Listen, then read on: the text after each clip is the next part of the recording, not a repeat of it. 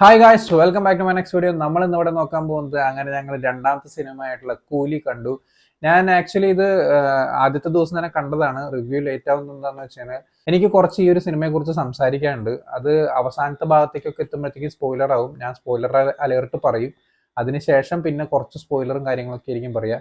ഇപ്പോൾ ജനറൽ ആയിട്ട് പറയുകയാണെന്നുണ്ടെങ്കിൽ കൂലി എന്ന് പറയുന്ന സിനിമ എന്നെ സംബന്ധിച്ച് ഇഷ്ടപ്പെട്ടു. നല്ല രീതിക്ക് എനിക്ക് വർക്കായിട്ടുള്ള ഒരു സിനിമയാണ് കൂലി എന്ന് പറയുന്നത്. കൊടുത്ത റോളുകൾ അത്യാവശ്യം നന്നായിട്ട് തന്നെ എല്ലാവരും ചെയ്തിട്ടുണ്ടെന്നാണ് പേഴ്സണലി തോന്നുന്നത്. പക്ഷേ ഈ പടത്തിനെ ഫുള്ള് ഷോൾഡറിൽ കൊണ്ടുപോയിരിക്കുന്നത് മൊത്തം രജനീകാന്തും നമ്മുടെ അനിരുദ്ധും കൂടിയിട്ടാണെന്ന് തന്നെ പറയണം.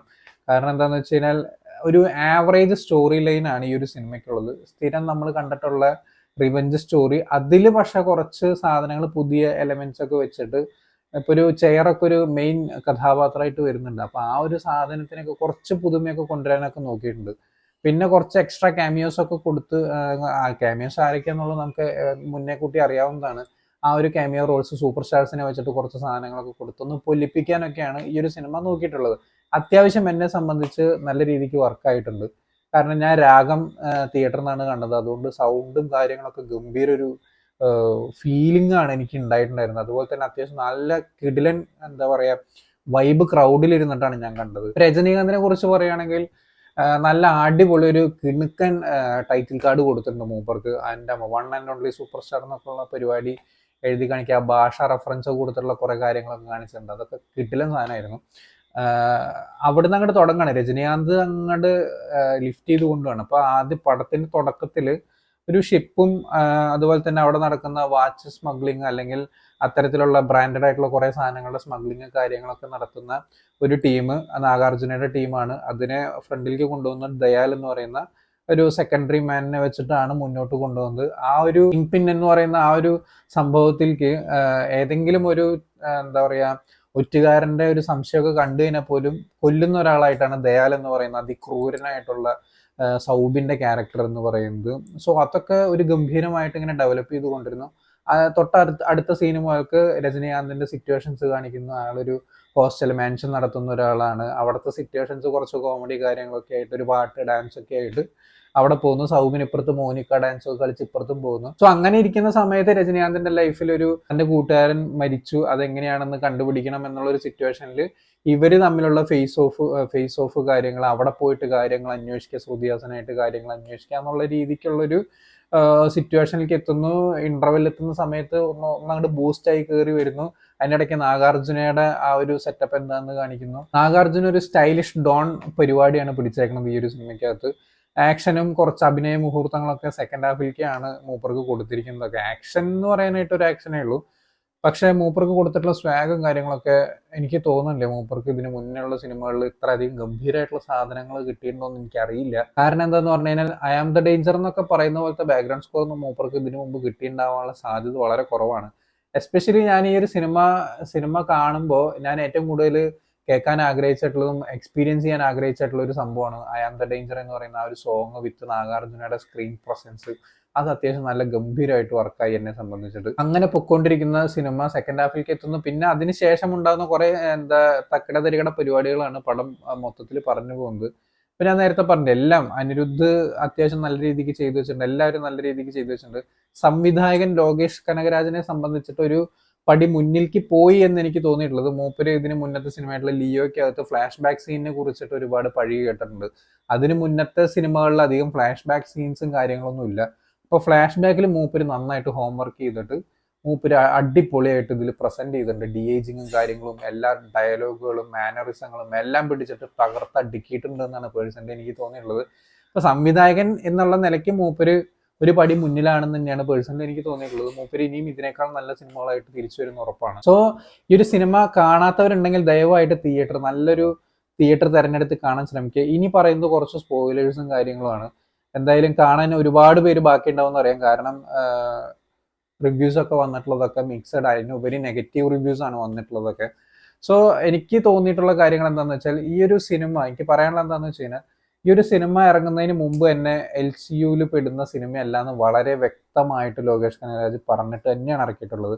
അപ്പൊ നിങ്ങൾ ചോദിക്കും, ലിയോ ഇറങ്ങുന്ന സമയത്ത് അയാൾ അങ്ങനെയൊന്നും പറഞ്ഞില്ലല്ലോ എന്നൊക്കെ പറയും. പക്ഷെ ലിയോ സിനിമയുടെ ഇന്റർവ്യൂ സമയത്തൊക്കെ ഈ ഒരു ക്വസ്റ്റ്യൻ ചോദിക്കുന്ന സമയത്ത് അങ്ങേര് പറഞ്ഞത്, നിങ്ങൾ ആ സിനിമ കണ്ട് എക്സ്പീരിയൻസ് ചെയ്യുക, എന്നിട്ട് നിങ്ങൾ എന്താ അപ്പോഴാണ് നിങ്ങൾക്ക് അത് മനസ്സിലാവുള്ളൂ എന്ന് മാത്രമേ പറഞ്ഞിട്ടുള്ളൂ. അതിൽ നിന്ന് ഒഴിവായി പോവാണ് മൂപ്പര് ചെയ്തിട്ടുള്ളത്, അല്ലാണ്ട് ഇല്ല എന്നോ ഉണ്ട് എന്നോ മൂപ്പര് പറഞ്ഞിട്ടില്ല. ഇതിൽ വളരെ വ്യക്തമായിട്ട് പറഞ്ഞിട്ടുണ്ട് ഒരു സ്റ്റാൻഡ് അലോൺ ചിത്രമാണ്, LCUവിനകത്ത് പെടുന്നതല്ല, തലൈവർക്ക് വേണ്ടിയിട്ട് എൻ്റെ ഒരു ട്രിബ്യൂട്ട് ആണെന്നുള്ള രീതിക്കാണ് മൂപ്പര് ഇത് ചെയ്തേക്കുന്നത്. അത് മൂപ്പര് ഭംഗിയായിട്ട് ചെയ്തിട്ടുണ്ട്. ഈ ഒരു 70-75 വയസ്സുള്ള ഒരു മൂപ്പരെ വെച്ചിട്ട് വളരെ പെർഫെക്റ്റ് ആയിട്ട് ഇത്രയും അത്യാവശ്യം നല്ല രീതിക്ക് ആക്ഷനും ഡയലോഗ് ഡെലിവറിയും കാര്യങ്ങളൊക്കെ ചെയ്യിപ്പിച്ചെടുത്ത അയാൾക്ക് കയ്യടി അല്ലാണ്ട് വേറെ എന്താണ് കൊടുക്കേണ്ടതെന്ന് എനിക്കറിയില്ല. എല്ലാവരും LCU ഒക്കെ പ്രതീക്ഷിച്ച് പോയോ അല്ലെങ്കിൽ എന്താണ് പ്രതീക്ഷിച്ചതെന്ന് എനിക്ക് മനസ്സിലായില്ല.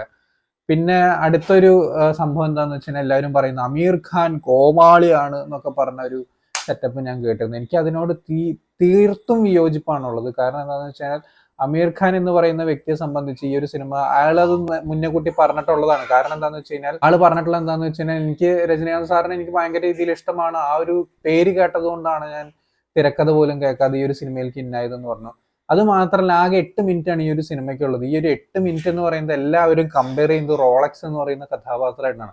ആ ഒരു 6 മിനിറ്റ് കഥാപാത്രം, റോളക്സിന്റെ കഥാപാത്രം നമുക്ക് അത്രയും ഇമ്പാക്റ്റ് ഉണ്ടാവാൻ ഉള്ള മെയിൻ റീസൺ എന്ന് പറയുന്നത് ആ ഒരു കഥാപാത്രത്തിന്റെ കഥ അവിടെ കഴിഞ്ഞിട്ടില്ല, ഇനി വരാൻ കിടക്കുന്നുണ്ട് എന്നുള്ളത് നേരത്തെ കൂട്ടിനെ അറിയിച്ചു കഴിഞ്ഞു. റോളക്സ് എന്ന് പറയുന്ന സ്റ്റാൻഡ് അലോൺ ചിത്രം എന്തായാലും ഉണ്ടാവും എന്നുള്ളത് അറിയിച്ചു കഴിഞ്ഞു. അപ്പം നമുക്ക് ഒന്നുകൂടി ക്യൂരിയോസിറ്റി കൂടുകയാണ്. കാരണം ഈ ഒരു 6 മിനിറ്റിൽ മൂപ്പര് കുറച്ച് കാര്യങ്ങൾ ചെയ്ത് ഇത്രയും നമുക്ക് ഇഷ്ടപ്പെട്ടു, ഇനിയും സാധനങ്ങൾ കാണാൻ കിടക്കുന്നുണ്ട് എന്ന് അറിയുമ്പോൾ ഉള്ളൊരു ക്യൂരിയസ്നെസ് ഉണ്ട്. ആ ഒരു സംഭവമാണ് അവിടെ ഏറ്റവും കൂടുതൽ വർക്കായിട്ടുള്ളത്. ഇപ്പൊ ഇതിൽ അമീർ ഖാന്റെ ക്യാരക്ടർ എന്ന് പറഞ്ഞു കഴിഞ്ഞാൽ ആകെ 8 മിനിറ്റേ ഉള്ളൂ. 8 മിനിറ്റ് എന്ന് പറഞ്ഞു കഴിഞ്ഞാൽ മൂപ്പരുടെ ഒരു ഇൻട്രോയ്ക്ക് ഒരു കുറച്ച് സമയം, അത് കഴിഞ്ഞ രജനീകാന്തിന്റെ ആയിട്ടുള്ളൊരു സംഭാഷണത്തിന് ഒരു കുറച്ച് സമയം, അത് കഴിഞ്ഞ ഒരു രജനീകാന്തിനെ കൊല്ലാനൊരു സമയം. ഇതാണ് ഞാൻ പ്രതീക്ഷിച്ചു പോയത്. 8 മിനിറ്റ് കൊണ്ട് ആകെ ഇത്രയും നടക്കും. അല്ലാണ്ട് ഇപ്പോൾ വലിയൊരു ഇമ്പാക്റ്റ് ഉണ്ടാക്കിയിട്ട് ആ ഒരു ക്യാരക്ടർ ആർക്ക് ഫുൾ ആക്കാൻ പറ്റുന്ന രീതിക്കുള്ള ഒരു പരിപാടിയൊന്നും ഞാൻ പ്രതീക്ഷിച്ചിട്ടില്ല. അല്ലെങ്കിലും ഞാൻ ഇതൊക്കെ പ്രതീക്ഷിച്ചിട്ടാണ് പോയത്. പക്ഷെ അവിടെ ഉണ്ടായത് എങ്ങനെയാന്ന് വെച്ചാൽ ഒരു ഇന്റലിജന്റ് ആയിട്ടുള്ള ഒരു ബിസിനസ്മാൻ എന്ന് പറയുന്ന രീതിക്കാണ് ഇതിൽ അമീർ ഖാന്റെ ക്യാരക്ടറിനെ അവതരിപ്പിച്ചിട്ടുള്ളത്. കാരണം എന്താണെന്ന് വെച്ച് കഴിഞ്ഞാൽ ഇതിൽ ഇയാൾ പറയുന്നുണ്ട് എനിക്ക് വേണമെന്നുണ്ടെങ്കിൽ നിങ്ങളൊക്കെ ഇപ്പൊ തന്നെ തട്ടാം, അത്രേ ഉള്ളൂ. കാരണം രജനീകാന്തിനെ ഒന്നും ചെയ്യാൻ പറ്റില്ല. അമീർ ഖാന്റെ ആ ക്യാരക്ടർ അവിടെ വന്ന് അവന്റെ ആ ഒരു സംഭവം സെറ്റപ്പ് നിൽക്കുന്ന സമയത്ത് ഇവന്റെ ഒപ്പം ആകെ ഒരു 10 പേര് നിരായുധന്മാരായിട്ട് ഇങ്ങനെ നിൽക്കുന്ന, ഒന്നും ചെയ്യാൻ പറ്റാതെ നിൽക്കുന്ന അവസ്ഥയിൽ അമീർ ഖാന് സുഖസുന്ദരമായിട്ട് രജനീകാന്തിനെ തട്ടാവുന്ന കേസേ ഉള്ളൂ. പക്ഷെ രജനീകാന്തിനെ തട്ടാതെ അവിടെ അവൻ നിൽക്കാനുള്ള കാരണം, അമീർ ഖാന്റെ ആ ഒരു ക്യാരക്ടർ, ദഹ എന്ന് പറയുന്ന ആ ഒരു ക്യാരക്ടർ നിൽക്കാനുള്ള കാരണം ആളോടുള്ള ആരാധന കൊണ്ടാണ്. ആരാധന കൊണ്ടും അതുപോലെ തന്നെ തൻ്റെ ഒപ്പം നിർത്താൻ വേണ്ടിയിട്ടുള്ള ഒരു ശ്രമം, അത് സിനിമയ്ക്കകത്ത് തന്നെ പറയുന്നുണ്ട്. അത് സീൻ കാണുന്ന സമയത്ത് നിങ്ങൾക്ക് മനസ്സിലാവും ആ ഒരു സംഭവം എന്താണെന്നുള്ളത്. ഒരു ഇന്റലിജന്റ് ആയിട്ടുള്ള ഒരു മനുഷ്യൻ എപ്പോഴും പറയുക അങ്ങനെ തന്നെയായിരിക്കും. കാരണം അത്രയും പ്രബലനായിട്ടുള്ള ഒരാളെ നമ്മുടെ കൂടെ നിർത്തിക്കഴിഞ്ഞാൽ അതിന്റെ ഉപകാരം നമുക്കാണ്. അയാൾ പറയുന്നുണ്ട് എന്റെ റിവഞ്ച് അല്ല എനിക്ക് വലുത്, എനിക്ക് എന്റെ ബിസിനസ്സാണ് വലുത് എന്നുള്ളത് പറയുന്നുണ്ട്. അപ്പൊ തന്നെ പറയുന്നുണ്ട് രജനീകാന്ത്, പക്ഷെ കൂലിക്ക് എന്തെങ്കിലും ഒരു ബുദ്ധിമുട്ട് വന്നു കഴിഞ്ഞാൽ അതിൽ ഞാൻ ഇടപെടുന്നും പറയുന്നുണ്ട്. സോ അങ്ങനെയാണ് അവര് ഒരുമിച്ച് പോകുന്നത്. പിന്നെ ഇതിനെ എന്തിനാണ് കോമാളി എന്നൊക്കെ വിളിച്ചതെന്ന് എനിക്ക് മനസ്സിലാകുന്നത്. കാരണം ഇതിൽ റൂത്ത്ലെസ് ആയിട്ടുള്ള കാര്യം മൂപ്പര് ചെയ്യുന്നുണ്ട്. കാരണം മൂപ്പര് ഇറങ്ങി വന്നതും തന്നെ കണ്ണി കണ്ട ഒരു ഏകദേശം ഒരു 10-20 ആൾക്കാരെ ഒരു ദയാദാക്ഷിണ്യം ഇല്ലാണ്ട് വെട്ടി വെച്ചിട്ട് കൊല്ലുന്ന സീൻസ് കാണിക്കുന്നുണ്ട്. പിന്നെന്തിനാണ് ആൾക്കാർ കോമാളി എന്ന് പറയുന്നതെന്ന് എനിക്ക് മനസ്സിലാവുന്നില്ല. ആ ഒരു സമയം തന്നെ രജനീകാന്തിനെ കൊല്ലാൻ അമീർ ഖാൻ ആവശ്യമുള്ളൂ. സോ അത്തരത്തിലൊക്കെ ഒന്ന് ആലോചിക്കാൻ ശ്രമിച്ചു കഴിഞ്ഞാൽ അമീർ ഖാന്റെ ക്യാരക്ടർ കോമാളി എന്ന് ഒരിക്കലും പറയാൻ പറ്റില്ല. ഇതെന്റെ പേഴ്സണൽ ഒപ്പീനിയൻ ആണ്. നിങ്ങൾക്ക് നിങ്ങളുടേതായിട്ടുള്ള അഭിപ്രായം ഉണ്ടാവും. പക്ഷെ എന്നാലും എനിക്കിത് പറയണം എന്ന് തോന്നി. പിന്നെ അതുപോലെ തന്നെയാണ് ലോകേഷ് കനകരാജിന്റെ സ്ക്രീൻ പ്ലേ ഭയങ്കര വീക്കായി എന്നുള്ളത്. ഞാൻ ആ പടം 3 മണിക്കൂറുണ്ട്, 2 മണിക്കൂർ 50 മിനിറ്റോളം ഉണ്ട് ആ ഒരു സിനിമ. ഒരിക്കലും ഒരാളും ബോറടിച്ച് ചീത്ത വിളിക്കുന്നതോ കൂക്കുന്നതോ ആയിട്ടുള്ള യാതൊരു എക്സ്പീരിയൻസും എനിക്ക് ആ ഒരു സിനിമ കാണുന്ന സമയത്ത് ഉണ്ടായിട്ടില്ല. പേഴ്സണലി എനിക്കും അങ്ങനെ തോന്നിയിട്ടില്ല. എനിക്ക് എവിടെയെങ്കിലും ചീത്ത വിളിക്കണമെന്നോ കൂക്കണമെന്നോ അത് എന്ത് സീനാണ് എടുത്തു വെച്ചിരിക്കണമെന്നൊന്നും ചോദിക്കാൻ പേഴ്സണലി എനിക്ക് തോന്നിയിട്ടില്ല. ആ ഒരു പേസിൽ അങ്ങനെ പടം പോകുന്നുണ്ട്. അപ്പൊ പിന്നെ എവിടെയാണ് സ്ക്രീൻ പ്ലേയിൽ എന്താ വലിയ ബുദ്ധിമുട്ട് എന്ന് എനിക്ക് മനസ്സിലായില്ല. പിന്നെ നിങ്ങൾ ഉദ്ദേശിക്കുന്നത് ക്യാരക്ടേഴ്സിന്റെ പഞ്ച് പോരാന്നുള്ളതാണെന്നുണ്ടെങ്കിൽ അവിടെ രജനീകാന്തിന്റെ ക്യാരക്ടറിന് ചില സമയത്ത് പഞ്ച് ഫീലിംഗ് കുറവ് എനിക്ക് ഫീൽ ചെയ്തു, അത്രേ ഉള്ളൂ. അല്ലാണ്ട് ഇപ്പൊ ഇത് വളരെ മോശം എന്നൊന്നും എനിക്ക് തോന്നിയിട്ടില്ല. ഇപ്പൊ എന്താ ഉപേന്ദ്രയുടെ ക്യാരക്ടറിനുള്ളതാണെന്നുണ്ടെങ്കിലും ഇപ്പൊ അമീർ ഖാന്റെ ക്യാരക്ടർ ആണെങ്കിൽ 5-6 മിനിറ്റ് അല്ലെങ്കിൽ ഒരു 7-8 മിനിറ്റ് ആണ് ആകപ്പാടെ ഉള്ളൂ. ആ ഒരു സ്പേസിനകത്ത് അവർക്ക് ചെയ്യാൻ പറ്റുന്നതിന്റെ മാക്സിമം അവർ ചെയ്തിട്ടുണ്ട്. മാൻഷൻ ഫൈറ്റിന്റെ ഇടയ്ക്ക് ഉപേന്ദ്ര വരുന്ന സമയത്ത് കിട്ടുന്ന ആ ഒരു പവർ അത്യാവശ്യം നല്ല രീതിക്ക് കിട്ടി എന്നുള്ളത് തന്നെയാണ് എനിക്ക് പേഴ്സണലി തോന്നിയിട്ടുള്ളത്. പിന്നെ അതുപോലെ തന്നെ സൗബിന്റെ ക്യാരക്ടർ, സൗബിന് ചെയ്യാൻ പറ്റുന്നതിന്റെ ജീവിതത്തിൽ കിട്ടാവുന്നതിന്റെ ഏറ്റവും വലിയൊരു റോൾ തന്നെയാണ് ദയാൽ എന്ന് പറയുന്ന ആ ഒരു കഥാപാത്രം കിട്ടിയിട്ടുള്ളത് മൂപ്പര് പുൾ ഓഫ് ചെയ്തിട്ടുള്ളതും. അതുപോലെ തന്നെ ഒരു ലേഡി കഥാപാത്രം ഈ ഒരു സിനിമയ്ക്കകത്ത് വരുന്നുണ്ട്. നമുക്ക് വിക്രത്തിലെ ഏജന്റ് ടീന തന്ന ഒരു ഫീൽ ഉണ്ടല്ലോ, ആ ഒരു പരിപാടി പിടിക്കുന്ന രീതിക്ക് ഈ ഒരു പടത്തിനകത്തും ഒരു ക്യാരക്ടർ ഉണ്ട്. അത് ഞാൻ പറയുന്നില്ല, അത് നിങ്ങൾ കണ്ട് തന്നെ എക്സ്പീരിയൻസ് ചെയ്യേണ്ട. അതായത് പടം ഒന്ന് ഡൗൺ ആവുന്ന സമയത്ത് നമ്മളെ കിക്ക് ചെയ്ത് ബൂസ്റ്റ് ചെയ്ത് നിർത്തുന്ന ഒരു ക്യാരക്ടറാണ്. ആ ഒരു ക്യാരക്ടറിന്റെ സംഭവങ്ങളൊക്കെ സെക്കൻഡ് ഹാഫിൽ വരുന്ന സമയത്ത് വെട്ടിച്ചില്ലായിട്ട് ഫീൽ ചെയ്തു എന്നുള്ളതാണ് പേഴ്സണലി എനിക്ക് തോന്നിയിട്ടുള്ളത്. ഇന്ന് ഞാൻ പറഞ്ഞില്ലേ, എല്ലാവരും പറയുന്നത് ഇത്തരത്തിൽ അമീർ ഖാനോ അല്ലെങ്കിൽ ഇത്ര സ്റ്റാർ കാസ്റ്റിന്റെ ഒന്നും ആവശ്യമില്ല ഈ ഒരു സിനിമയ്ക്ക്, അങ്ങനെ ഇങ്ങനെയെന്നൊക്കെ പറയുന്ന ആൾക്കാർ ഒരു കാര്യം മനസ്സിലാക്കണം. ഏതൊരു സിനിമ എടുത്തു കഴിഞ്ഞാലും ഇപ്പോഴത്തെ ഇന്ത്യൻ സിനിമ ഇൻഡസ്ട്രി എന്ന് പറയുന്നത് വലുതായിക്കൊണ്ടിരിക്കുകയാണ്. കാരണം എന്താണെന്ന് വെച്ചാൽ ഇപ്പൊ ഒരു മലയാളം സിനിമ അല്ലെങ്കിൽ എന്താ പറയാ തമിഴ് സിനിമ, ഹിന്ദി സിനിമ എന്നറിയപ്പെടുന്നതിനേക്കാൾ നല്ലതാണല്ലോ ഒരു ഇന്ത്യൻ സിനിമ എന്നറിയപ്പെടുന്നത്. അപ്പൊ എന്താണെന്ന് വെച്ചാൽ എല്ലാ ടെറിട്ടറിയിലുള്ള ആൾക്കാരെ വെച്ചെടുത്ത് കഴിഞ്ഞാൽ ആ ഒരു എന്താ പാൻ ഇന്ത്യൻ അല്ലെങ്കിൽ ഒരു അങ്ങനത്തെ ഒരു കൾച്ചർ ഉണ്ടാക്കിയെടുക്കാൻ ഭയങ്കര എളുപ്പമായിരിക്കും. ബിസിനസ് വൈസ് നോക്കുമ്പോൾ അത് ഭയങ്കര എളുപ്പമാണ്. അത് പ്രൊഡ്യൂസറിനെ സംബന്ധിച്ചിട്ടും സാമ്പത്തിക വളർച്ച ഉണ്ടാക്കും. അതുപോലെ തന്നെ ഒരു ആക്ടറെ സംബന്ധിച്ചിട്ടും ഒരു വൈഡർ ആയിട്ടുള്ള ഒരു ഓഡിയൻസിന് കിട്ടുകയാണ്, ഒരു ആക്ടറിനെ സംബന്ധിച്ചിട്ടും ഒരു പ്രൊഡ്യൂസറിനെ സംബന്ധിച്ചിട്ടും. സോ എന്തുകൊണ്ട് നോക്കുമ്പോഴാണെന്നുണ്ടെങ്കിലും എല്ലാവർക്കും അതൊരു നല്ലൊരു പരിപാടിയായിട്ടാണ് പേഴ്സണലി എനിക്ക് തോന്നിയിട്ടുള്ളത്. സോ അത്തരത്തിലൊക്കെ ആലോചിച്ച് കഴിഞ്ഞാൽ കൂലി ഒരു എന്താ പറയുക അത്ര മോശം സിനിമയാണെന്ന് എനിക്ക് തോന്നുന്നില്ല. എന്നെ സംബന്ധിച്ച് ലോകേഷ് കനകരാജിന്റെ ഏറ്റവും ഡീസെന്റ് ആയിട്ടുള്ള ഒരു സിനിമ എന്ന് പറയുന്നത് കൈദിയാണ്. അത് കഴിഞ്ഞാൽ വിക്രം, അത് കഴിഞ്ഞാൽ എന്നെ സംബന്ധിച്ച് കൂലിയാണ്, അത് കഴിഞ്ഞിട്ടാണ് മാസ്റ്ററും ലിയോയും വരുന്നുള്ളൂ. ലിയോയ്ക്കകത്ത് എനിക്ക് തീരെ പിടിക്കാതിരുന്ന ഒരു സാധനമാണ് ഫ്ലാഷ് ബാക്ക് സീൻസും അരോചകമായിട്ടുള്ള കുറെ കുത്തിക്കയറ്റൽ പരിപാടികളൊക്കെ നടന്നിട്ടുണ്ട്. അപ്പൊ LCUവിന് വേണ്ടിയിട്ട് കുറെ ഫോഴ്സ്ഡ് ആയിട്ട് കുറെ കാര്യങ്ങൾ ആ ഒരു സിനിമയ്ക്കകത്ത് അവർ ചെയ്തിട്ടുണ്ട്. സോ അതൊന്നും ഈ ഒരു സിനിമയ്ക്ക് ഇല്ല. അതുപോലെ തന്നെ ഫ്ലാഷ് ബാക്ക് കിഡിലുമായിട്ട് അവർ വർക്ക് ചെയ്തെടുത്തിട്ടുണ്ട്. അപ്പൊ എങ്ങനെയാണ് ലോകേഷ് കനകരാജ് എന്ന് പറയുന്ന ഡയറക്ടർ പിന്നിലേക്ക് പോകുന്ന എനിക്ക് തോന്നുന്നില്ല. അതുപോലെ തന്നെ അനിരുദ്ധ് എന്ന് പറയുന്ന മ്യൂസിക് വിസാർഡിന്റെ കാര്യം, അയാള് നിർത്താതെ പണിയെടുത്തോണ്ടിരിക്കുകയാണ്. എത്ര പടത്തിലാണ് മൂപ്പര് ഇതേപോലെ ഹിറ്റ് അടിച്ചുകൊണ്ടിരിക്കുന്നതെന്ന് അറിയില്ല. എല്ലാ പാട്ടും ഹിറ്റ് ചാർട്ടിൽ വന്നുകൊണ്ടിരിക്കുന്ന സാധനങ്ങളാണ്. ഇനിയും ഇഷ്ടംപോലെ പടങ്ങൾ വരാതിരിക്കുന്നു. ഇനി തൊട്ടടുത്ത് തന്നെ ശിവാർത്തിന്റെ മദ്രാസി വരാതിരിക്കുന്നുണ്ട്. അതിൽ ഒരു പാട്ട് ഓൾറെഡി ഹിറ്റ് ചാർട്ടിൽ കയറി കഴിഞ്ഞു. ഇനി എന്തൊക്കെ വരാൻ കിടക്കുന്നു എന്നുള്ളത് കേട്ടെന്നെ അറിയണം.